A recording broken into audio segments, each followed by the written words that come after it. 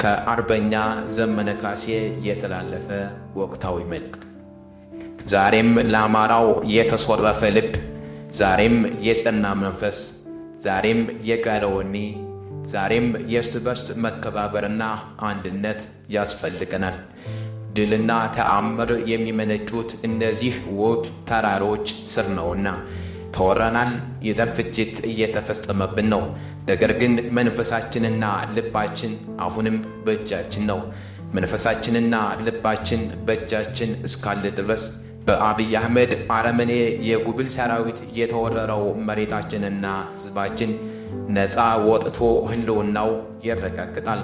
ይህም በመሆኑ በጦር ሜዳ በፖለቲካውና በዲፕሎማሲው ግንባር በየቀኑ ጠላታችንን እያሸነፍ እንገኛለን።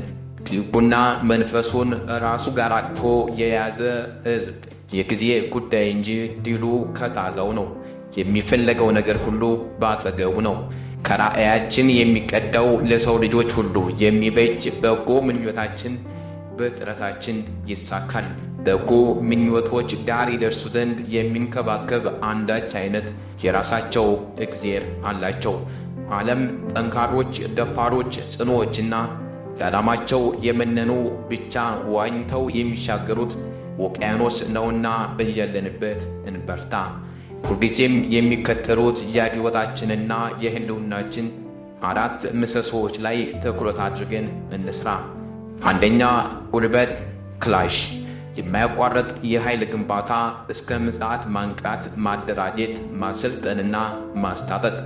ሁለተኛ፣ ዕውቀት፣ በየደቂቃው ዕውቀትን መሻት፣ አዲስ ነገር ለመገንዘብ መጓጓት፣ የማያቋርጥና የማይረካ የዕውቀት ረሃብ፣ ዓለምን በልኩ መረዳት፣ ተፈጥሮን መረዳት፣ ክፉት ስልጣኔ መገንባት፣ በሰዎች ለሰዎች የሆነ ጨዋና ትሑት ስልጣኔ መገንባት። ኀፍረትና ይሉኝታ የአንድ ማህበረሰብ የክብር ልብሶችና ጌጦች ናቸው። ይህም ብቻም ሳይሆን ድፍን ሕዝብን ለቁም ከመጥፋት የሚታደጉ የዓለም መድኃኒቶች ናቸው። ሦስተኛ፣ ጠንካራ ኢኮኖሚ። ጠንካራ የኢኮኖሚ ፓወር ሳንገነባ ጠንካራ የፖለቲካ ፓወር ልንገነባ አንችልም።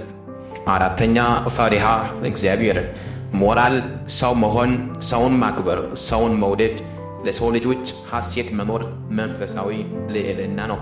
ክፋት ለማንም፣ በጎነት ለሁሉም። እስከ ምጽአት አማራ ድል ለአማራ ሕዝብ፣ ድል ለኢትዮጵያ ሕዝብ። አዲስ ትውልድ፣ አዲስ አስተሳሰብ፣ አዲስ ተስፋ።